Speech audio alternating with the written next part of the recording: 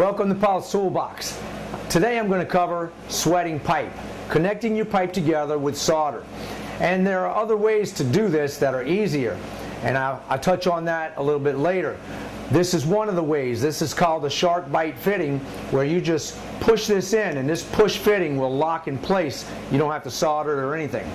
But you really want to know how to do it the conventional way, and then you can always use these when you need them. Because there are other times that I'll use these and they're very convenient, but most of the time I want to sweat it myself, and that's the best way to do it. You want to learn how to do this. Alright, I'm going to show you a good way to learn how to do it and to practice yourself before you start on your house. That way you'll have it perfected. It's really easy to do. I'm going to cover it right now. This right here is propane. I hardly ever use propane when I'm sweating pipe because it doesn't get as hot as MAP gas. This is MAP gas, and it does burn a lot hotter, so you can sweat your pipe a lot faster. This is very important. You will need a lead-free solder when doing this. It says plumbing, so that's what you want. You want it for pipe like this where you have drinking water in it. You do not want to have lead in your water, that's for sure. Okay, this is a paste flux. This flux right here you will put on the pipe prior to soldering, and I'm going to show you in just a few minutes. Right here is a pipe cleaner. This cleaner right here has little wire teeth, so you can take your half-inch pipe on this one, stick it in here and turn it a few times, and you'll see how it gets really nice and polished. That cleans it off so you can go ahead and solder.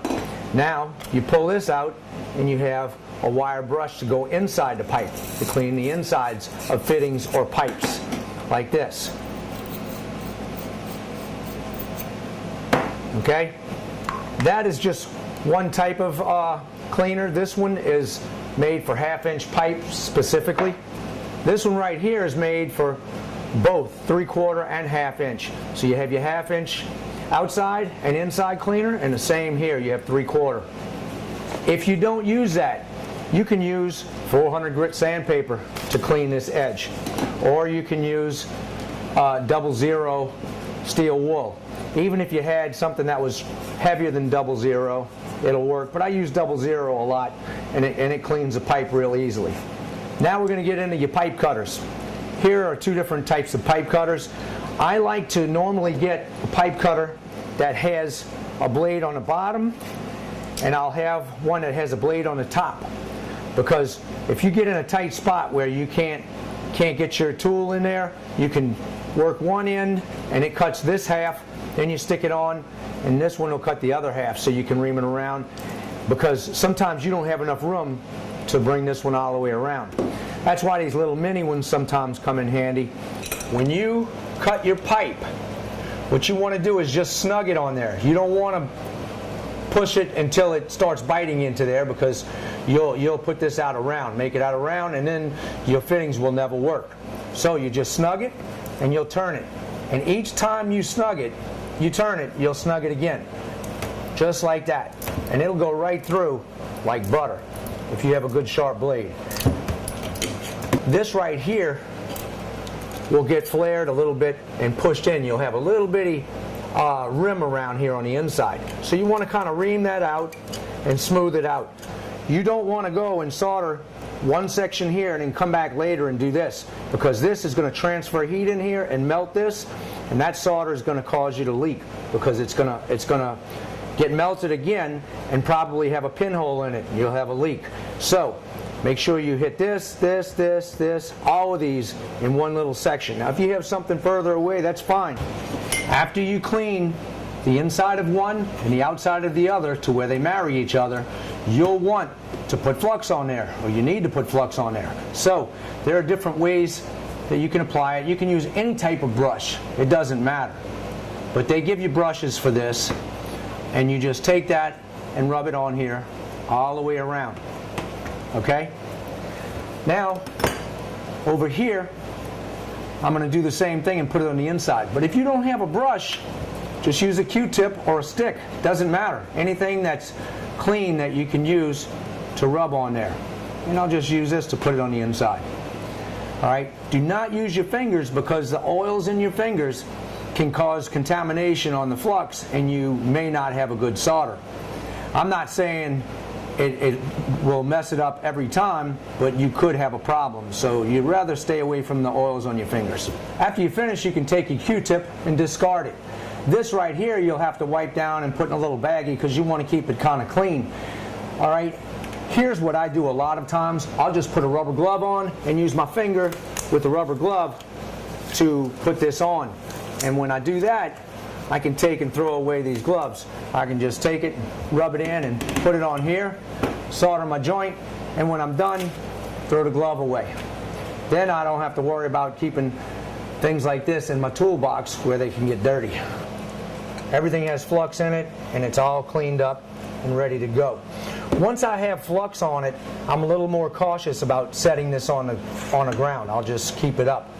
But prior to that, I'm really not concerned. I'll take my pipe, cut it, set it on the side, even after I clean it. It doesn't bother me, but just make sure you don't have a lot of junk on it.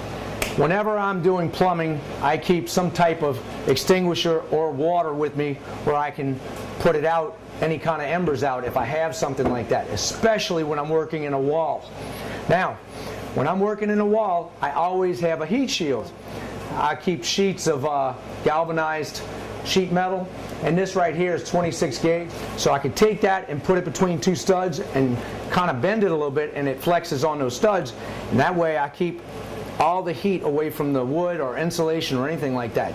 So always use a heat shield when you're working in a wall. On the fire department, I've seen some really bad fires from plumbers that have made the mistake of not using a heat shield, causing embers to go down in the wall. They close everything up, and that night we have a rolling fire. So make sure you're safe before you do this. This right here is a great little torch, and I use it for all of my plumbing because I have a trigger right here that I pull, and it lights only when I pull the trigger. So it goes out when I'm finished with it. I not only like it for plumbing, I use it for fireworks as well because I can just light the kids' fireworks and step back, and I don't have to worry about keeping the flame on all the time. All right. Right here, when I solder this, I'm going to take and heat up the top, and I'll show you. After I heat up the top, I'll take my solder and put on the bottom and let it pull. The heat's going to pull the solder to the top. I don't go all the way around it over and over because that doesn't work. You can wind up having a bad seat. I'm going to heat it up at the joint right here, not on the pipe.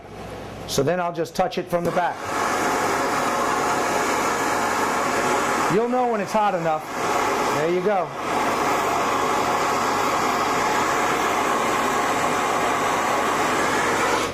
Once you're done, you take a little wet rag and wipe it down.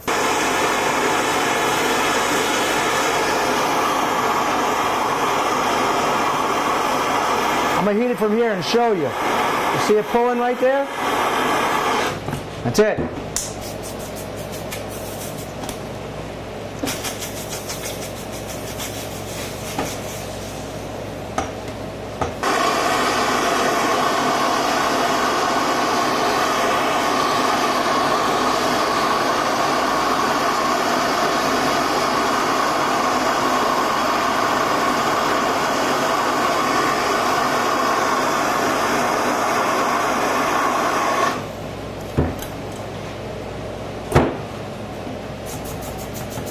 All you want to see is that little silver ring.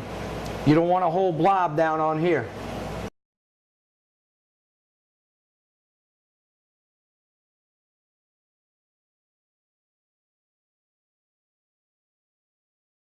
I want to give you options, so I'm going to show you this kind of fitting right here.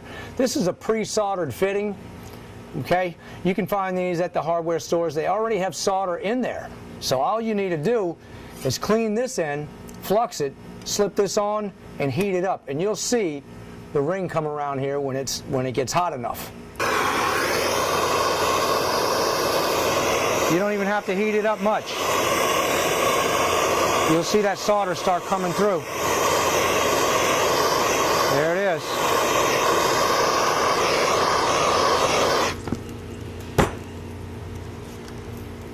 That's it. You can see the solder. It came through all the way around. This is definitely your easiest connector to use. Anyone can do plumbing when you use this. All you do is clean the end of your pipe off, slide it in there, and it locks in place. If you look right here, you'll see little teeth. And these little teeth are angled backwards. So when you shove the pipe in there, it can't pull back out. It's sealed really tight, and then it can still spin. So you can swivel this in different directions. Great little feature on these things. Now, they give you a tool to remove it. Now, not all of them have the tool in there. If not, you have to buy it for like $1 or so. And they're in the same section, in the plumbing section. You'll take this tool and you'll slip it on the pipe and push it in. It does not work as well as they say it does. It'll take it off, but you really have to push on it pretty hard. It's not something that you can just take off in a tight space, or at least not with this tool. I just take it, push it in. Now, what you'll want to do is mark. You take this and you set it down where you need it to go and you mark it, and that way you know you're getting it all the way in. You want to make sure that this goes all the way in to lock it properly. If you just have it on the edge and you think you have it in all the way, it's not going to seal tight. To get this off, you really have to push on it. So you'll have to get this tight and squeeze them really tight to each other to pull it. It doesn't come off very easily.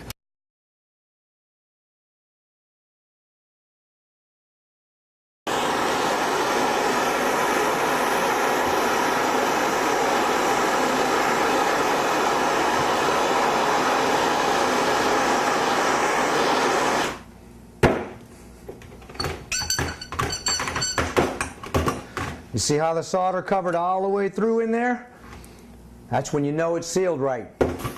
Once you wipe it down good with a rag, you'll want to take some emery cloth or sandpaper. That's what I like to use when I'm cleaning this part off, and just clean it real good.